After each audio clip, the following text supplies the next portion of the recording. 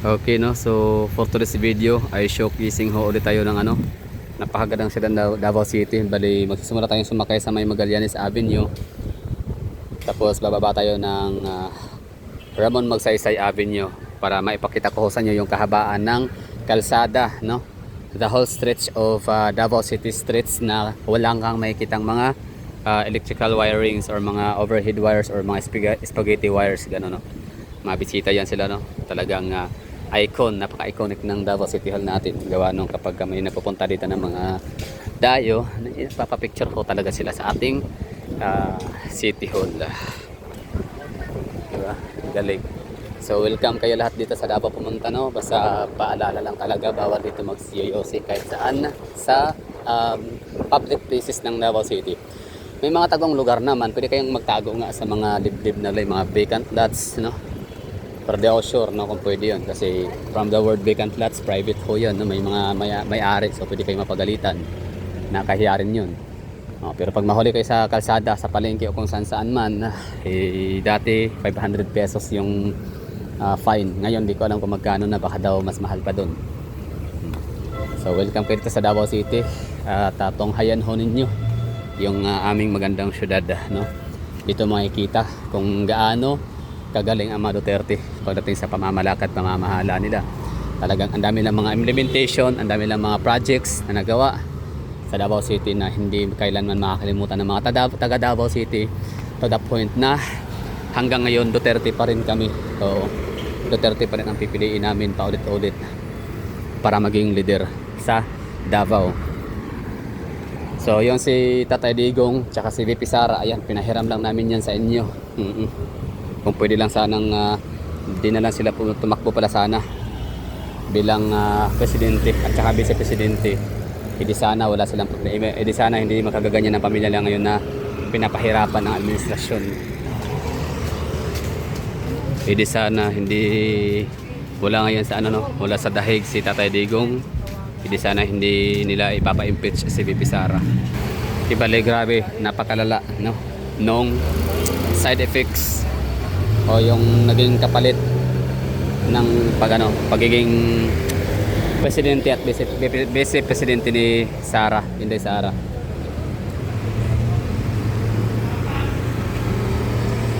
Imbes na andyan sila para mag-servisyo, ibig sabihin inihalal sila dahil nga para sa serbisyo, no? Matikman man lang ng mga tao, ng mga Pilipino throughout the country yung kailang serbisyo, yung the best Duterte political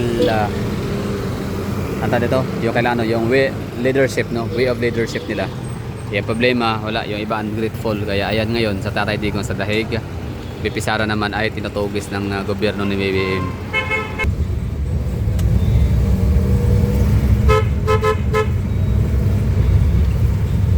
So tinutugis ng gobyerno ni BBM. Kaya ayan ngayon, takot kasi sila maging presidente, no, sa 2028, kaya gagawin na lahat para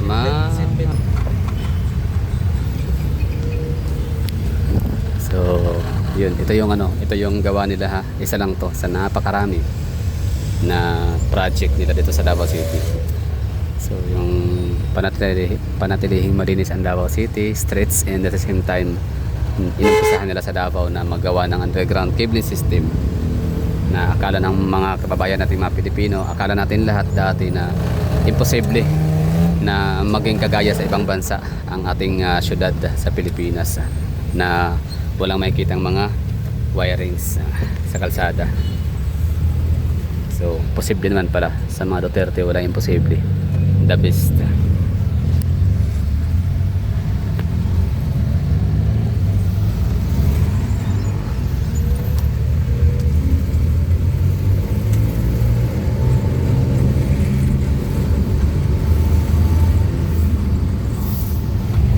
Dito tayo magsa-start, ha.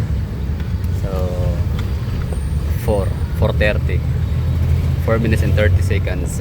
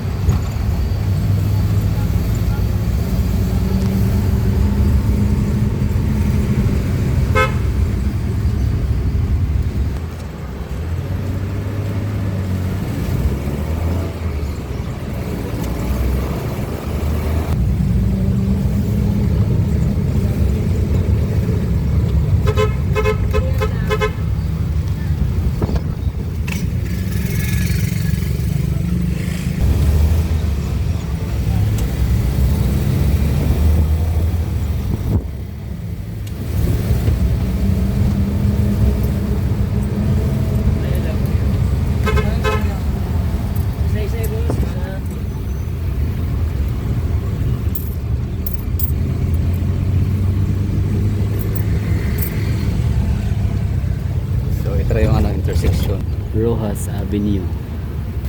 Tapos sa unahan nito, meron tayong intersection ulit na Ramon Magsaysay Avenue kung saan wala ring mga headwires na makikita sa kalahating portion.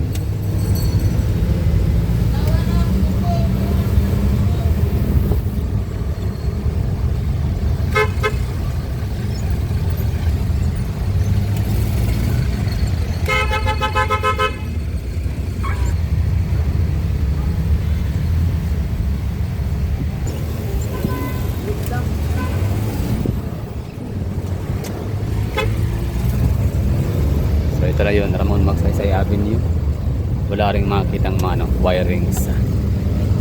Galing, no? Ganda. Linis.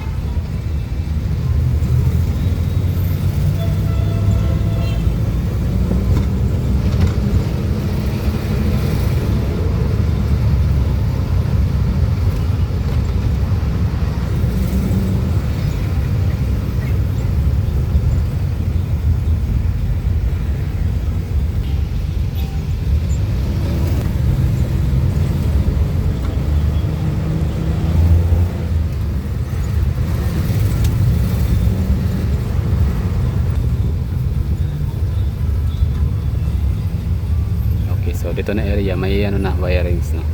So dito na tatapos yung underground cabling system sa may bandang gusali dito, Bureau of Quarantine.